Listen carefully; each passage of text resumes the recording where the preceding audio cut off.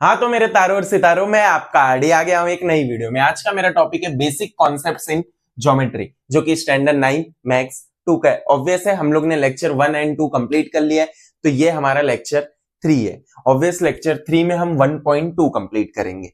ठीक है, चलो फिर फटाफट सम्स पे आते हैं। देखो क्वेश्चन नंबर 1 क्या बोल रहा है। क्वेश्चन नंबर 1 में ये बोला गया है, the following table shows points on the number line and their coordinates. Decide whether the pair of segments given below the table are congruent or not. एक हमको टेबल दिया हुआ है, उस टेबल में कुछ पॉइंट्स के कोऑर्डिनेट्स दिए हुए हैं और ये बोला गया है कि उसके अंदर जो सेगमेंट हम बना रहे हैं पेयर में, वो दोनों पेयर ऑफ सेगमेंट कॉन्ग्रुएंट है कि नहीं। तुमको सिर्फ और सिर्फ कॉन्ग्रुएंट है कि नहीं वो बताना है। देखो सबसे पहले तो मैं तुमको ये बता दूं कि ये जो सेग होता है इसी को हम लेंथ बोलते हैं और ये जो लेंथ होता है इसी को हम डिस्टेंस बोलते हैं। तो ऑब्वियस है तुमको इतना तो क्लिक हो गया होगा, अगर सेग ए बी है तो उसको हम लेंथ ए बी भी बोल सकते हैं और डिस्टेंस ए बी भी बोल सकते हैं। इसका मतलब ये है कि अगर मेरे पास दो सेग है, सेग सी डी भी है मेरे पास, तो सेग ए बी का डिस्टेंस और सी डी का डिस्टेंस इक्वल आ गया तो वो कॉन्ग्रुएंट है। अगर इक्वल नहीं आया तो वो कॉन्ग्रुएंट नहीं है। सिंपल तुमको ये बताना है, बट उसके लिए हम लोग वो टेबल फॉलो करेंगे क्योंकि जो कोऑर्डिनेट्स है उस टेबल में ही दिया हुआ है। क्लियर हो गया? ओके। तो तुमको नहीं लग रहा 1.1 में जैसा हम लोग ने डिस्टेंस किया था वैसा ही सेम टू सेम ये है? तो चलो फटाफट इसको सॉल्व करते हैं। देखो इसके अंदर कुछ पॉइंट्स दिए हैं, मैं लिख लेता हूं, एक काम करता हूं क्योंकि बार बार अगर स्क्रीन पे देखना पड़े तो वो भी प्रॉब्लम होगा। तो मैं इधर एक काम करता हूं, उसको रेडी कर देता हूं, पॉइंट और ये कोऑर्डिनेट। मेरे पास पॉइंट क्या क्या है, A B C D. Okay, A B C D. Okay, E भी है, ई। और उसके कोऑर्डिनेट लिख देता हूं। ए का कोऑर्डिनेट क्या है, -3, 5, 2 और फिर -7, 9। ये हम लोग ने सिंपली टेबल फॉर्म कर दिया। ऑब्वियसली इसको टेबल समझो, टेक्स्ट बुक में दिया हुआ है, मैंने बिना टेबल के बनाया इसको। तो कोऑर्डिनेट ए का कोऑर्डिनेट क्या है, -3, बी का कोऑर्डिनेट है 5, सी का कोऑर्डिनेट है 2, डी का कोऑर्डिनेट है -7, ई का कोऑर्डिनेट है 9। ऐसे करके हम लोग कोऑर्डिनेट पूरा प्लॉट कर दिए। ये है हमारा 1.1 का क्वेश्चन नंबर 1। ऑब्वियस है ये क्वेश्चन नंबर 1 है। क्वेश्चन नंबर 1 में टोटल पेयर्स हमको दिया गया है, टोटल देयर आर 3 पेयर्स।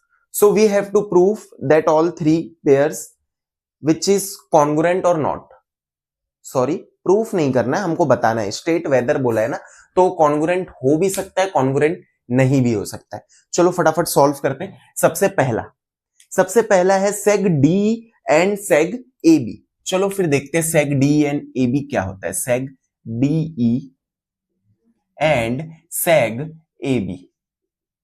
देखो एकदम इजीली जाएंगे हम लोग, इतना डिफिकल्ट इसको करेंगे नहीं, एकदम सिंपली इसको सॉल्व कर देंगे। सेग डी का पहले डिस्टेंस निकाल देंगे, फिर सेग ए बी का डिस्टेंस निकाल देंगे। ऑब्वियस है दोनों डिस्टेंस इक्वल आए तो कॉन्ग्रुएंट, इक्वल नहीं आए तो कॉन्ग्रुएंट नहीं है। तो सबसे पहले मैं जा रहा हूं सेग डी के पास, सेग डी ई। तो पहले ये डी और ई का मेरे को कोऑर्डिनेट लिखना पड़ेगा। तो coordinate of D is, D का कोऑर्डिनेट -7। वैसे ही मेरे को कोऑर्डिनेट ऑफ ई इज 9। कितना सिंपली मैंने दोनों का कोऑर्डिनेट लिख दिया। अगर तुमने दोनों का कोऑर्डिनेट लिख दिया तो अब तुम बताओ कि कौन ग्रेटर है कौन स्मॉलर है, जैसा हम लोग डिस्टेंस करते हैं। Since 9 is greater then -7, obvious है जो 9 है वो ग्रेटर है किससे, -7 से।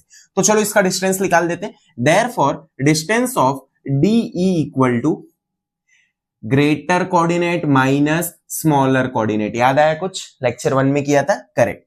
माइनस माइनस प्लस, तो ये हो जाएगा 9 + 7, आंसर इज 16। कितना इजीली मैंने बता दिया कि डिस्टेंस ऑफ डी कितना है, 16 है। इसको हम बना देते हैं इक्वेशन नंबर 1। अब हम थोड़ा सा आगे बढ़ते हैं, हम जाएंगे अब दूसरे सेग के पास। दूसरा सेग क्या है, दूसरा सेग है मेरा seg A B. Okay, seg A B देखते क्या होगा। सेग ए बी, देखो तुमको नहीं लग रहा जैसा हम लोग ने सेग डी सॉल्व किया वैसा ए बी भी सॉल्व कर देंगे। चलो फिर फटाफट सॉल्व कर देते। Coordinate of A is coordinate of A. Coordinate of A is -3. Coordinate of B. Coordinate of B is coordinate of B is B का कोऑर्डिनेट क्या है 5.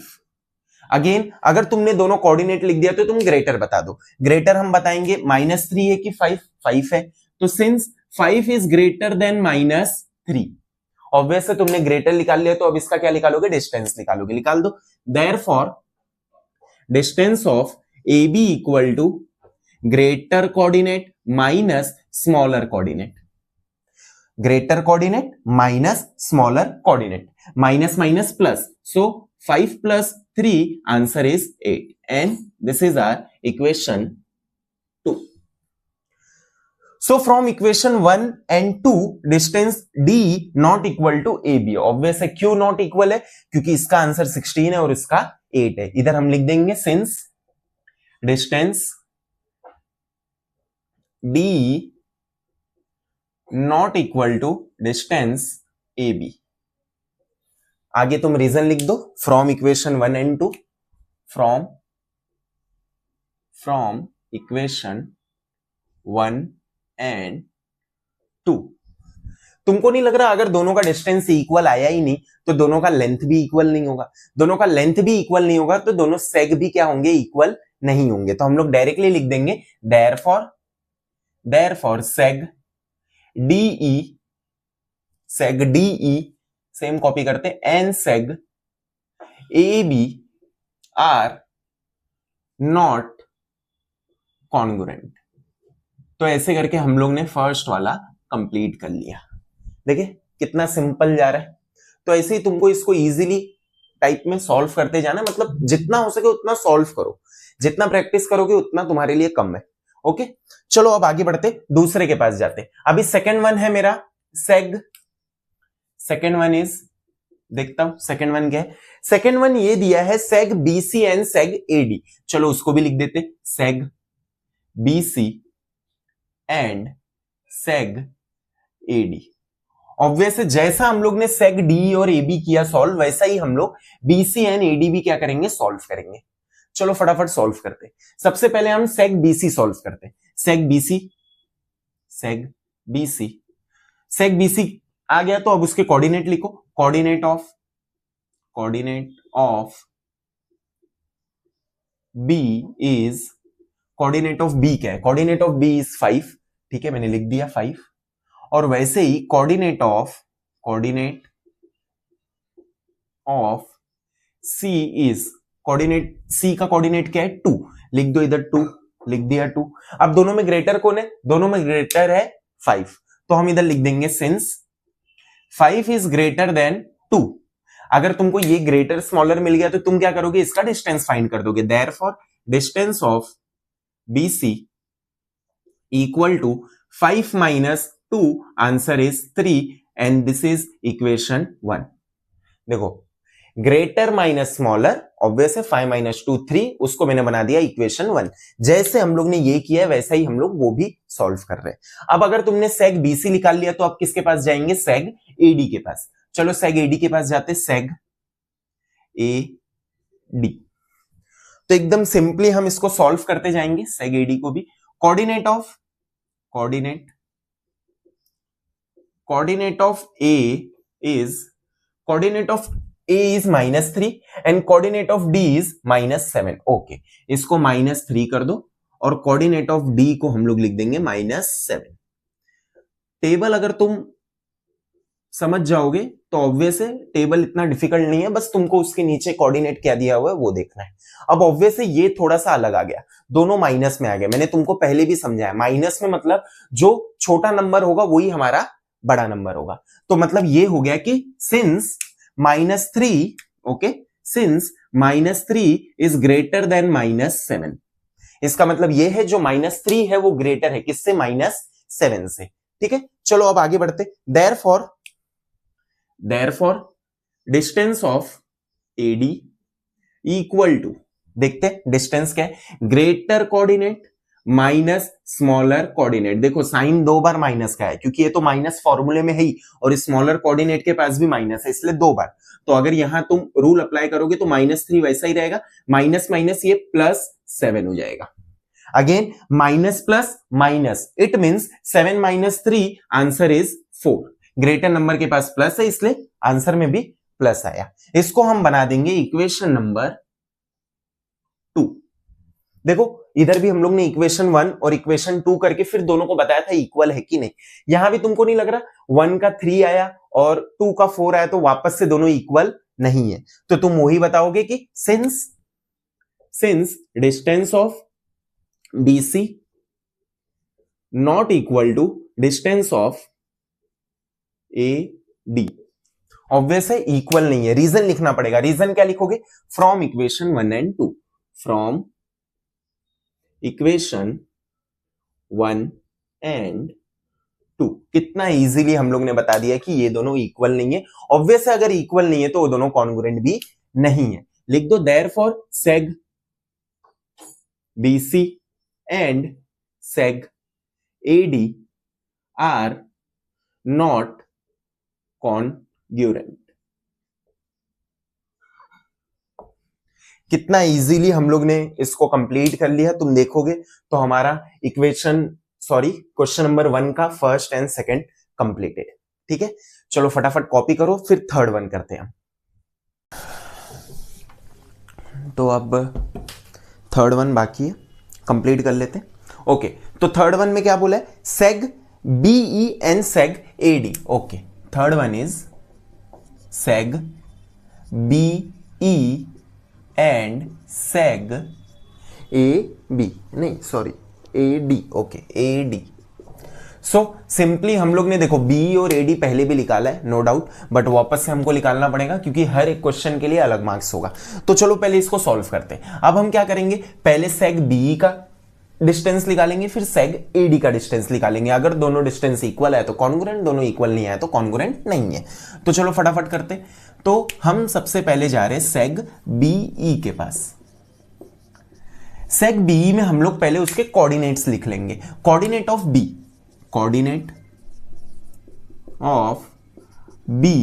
is 5। Okay, coordinate of E is 9। Okay, अब हम लोग greater बताएंगे। So since 9 is greater than 5, therefore distance of BE equal to greater minus smaller. Answer is 4 and it is our equation 1। कितना simply हम लोग ने सेग BE सॉल्व कर दिया। जैसे सेग BE सॉल्व किया वैसे ही हम क्या सॉल्व करेंगे? सेग AD। चलो सेग AD के लिए भी पहले कोऑर्डिनेट्स लिख लेते हैं। क्या क्या आएगा? Coordinate of A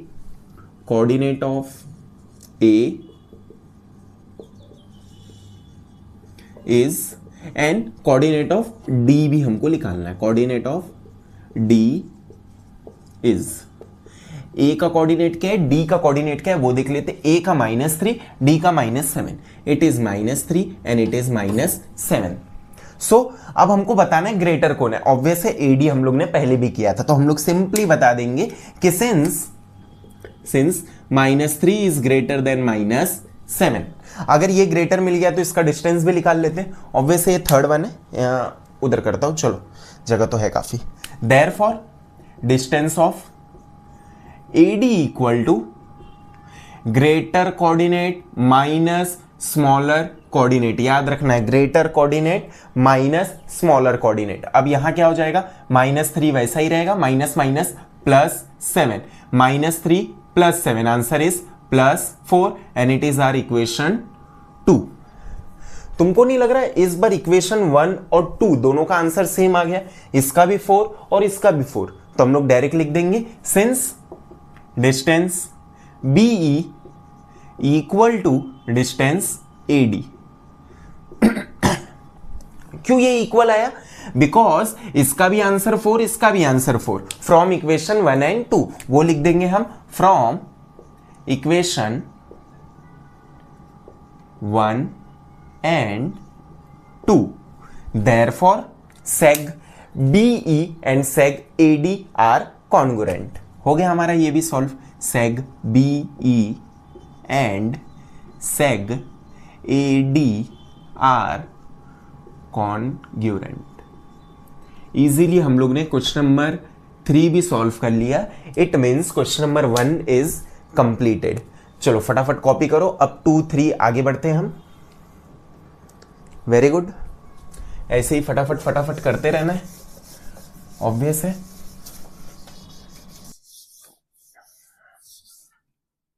okay, now question number 2.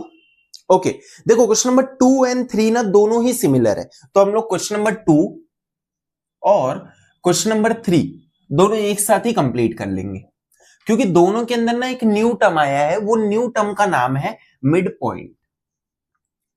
देखो तुमको नहीं लग रहा नाम से ये कुछ समझ आ गया? मिड पॉइंट का मतलब होगा कि मिडल वाले पॉइंट को हम मिड पॉइंट बोलेंगे. ऑब्वियस है, अगर मेरे पास एक सेगमेंट है जिसका नाम है AB और ये दोनों के बीच में अगर कोई पॉइंट है M, तो ये जो M है AB का क्या हो जाएगा? मिड पॉइंट हो जाएगा. तो हम लोग ये बोल सकते हैं कि M अगर AB का मिड पॉइंट है तो AM और MB दोनों क्या हो जाएंगे? इक्वल हो जाएंगे. या फिर तुम ये भी बोल सकते हो कि तुम्हारे पास एक सेग है CD और सेग CD के बीच में कोई तो पॉइंट है. अब तुमको मालूम नहीं वो मिड पॉइंट है कि नहीं, वो A है, बट तुमको ये मालूम है कि CA और AD आपस में इक्वल है. तो अब तुम तो समझ ही जाओगे कि अगर ये दोनों इक्वल है तो A इसका क्या हो जाएगा? मिड पॉइंट हो जाएगा. तो मिड पॉइंट का अगर सिंपल टर्म ये देखा जाए कि वो होता क्या है, तो वो क्या करता है? किसी भी सेग को 2 इक्वल पार्ट में डिवाइड कर देता है. तो हर एक सेग का मतलब सेग AB का भी एक ही मिड पॉइंट होगा और सेग CD का भी एक ही मिड पॉइंट होगा. तो मतलब तुमको ये याद रखना है कि कोई भी सेग होने दो, उसका मिड पॉइंट हमेशा एक ही होता है. अगर ये पूरा 4 का है, ये पूरा 4 का है, तो ऑब्वियस है ये 2 का हो जाएगा, ये भी 2 का हो जाएगा. ये पूरा 8 का है तो ऑब्वियस है ये 4 का हो जाएगा और ये भी 4 का हो जाएगा. तुम लोग समझी गए रहोगे मिड पॉइंट होता क्या है. करेक्ट. चलो अब इसको सॉल्व करते हैं. पहले क्वेश्चन नंबर 2 कंप्लीट करेंगे, फिर 3 कंप्लीट करेंगे. ओके, चलो क्वेश्चन नंबर 2 में क्या बोला है? क्वेश्चन नंबर 2 में ये बोला गया है point M is the midpoint of seg AB if AB equal to 8 then find the length of AM. Okay, AB दिया हुआ है, तुमको AM फाइंड करना है. सबसे पहले मैं लिख दूंगा लेंथ ऑफ AB दिया हुआ है. क्या दिया हुआ है? 8 दिया हुआ है, मैं गिवन लिख दिया. और वो लोग जो बोल रहे हैं ना कि point M is the midpoint of seg AB, वो पहले मैं इधर ड्रॉ कर दूंगा. मैं इधर एक सेगमेंट ड्रॉ कर दूंगा जिसका नाम मैं लिख दूंगा A और B. AB का मिड पॉइंट कौन है? AB का मिड पॉइंट है M. तुमको नहीं लगता अगर ये पूरा AB 8 का है तो ये मिड पॉइंट ने क्या कर दिया? 8 को 2 इक्वल पार्ट में डिवाइड कर दिया. ये भी 4 का, ये भी 4 का. देखो इजीली हमको आंसर ही मिल गया. अगर AB पूरा 8 का है तो AM 4 का हो जाएगा और MB 4 का हो जाएगा. तुमको फाइंड करने बोला है लेंथ ऑफ AM. तो अगर हम देखेंगे तो इजीली हमारा सॉल्व हो चुका है आंसर. AM का वैल्यू आएगा 4, बट हमको उसको सॉल्व करके दिखाना पड़ेगा. तो हम क्या लिखेंगे? Since point M is the midpoint of seg AB. ये बता दिया तुमने. ये बताते ही तुम लोग पहले एक फॉर्मूला फॉर्म कर दो. क्या फॉर्म करोगे? देयरफॉर लेंथ ऑफ AM जो होगा वो हो जाएगा हाफ. किसका हाफ? लेंथ ऑफ AB का. करेक्ट ना, क्योंकि इक्वल पार्ट में डिवाइड हो रहा है. तो answer is half into 8, 2 into 1, 2 into 4. Answer is 4 units.